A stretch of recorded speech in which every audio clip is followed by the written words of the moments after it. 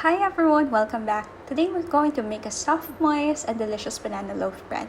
Perfect siya for merienda and breakfast. Kaya tara, let's bake! So unahin natin mag-mash ng 2 ripe bananas until mag-smooth and add tayo ng 1/2 cup ng melted butter and 1 teaspoon ng vanilla.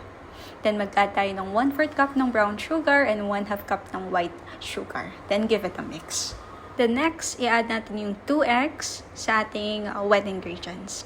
Mas masarap nga pala ang ating loaf bread kapag mas ripe na yung ating bananas kasi mas sweet siya and mas flavorful yung ating magiging loaf bread. Para naman sa mga dried ingredients, mix natin yung 1 1/2 cup ng all-purpose flour and 1 teaspoon ng baking soda at baking powder and mag-add tayo ng cinnamon and a little bit of salt. Then give it a mix until well combined. Now, i-add natin yung dried ingredients sa ating mixture.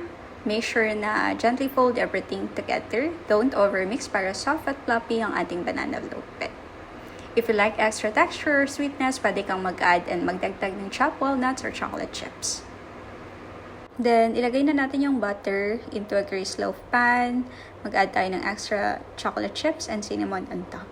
Then, bake natin to for 175 degrees Celsius for 40 minutes.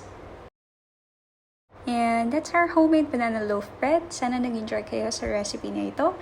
If you like this video, don't forget to like, share, and subscribe. Thank you for watching and see you in the next recipe.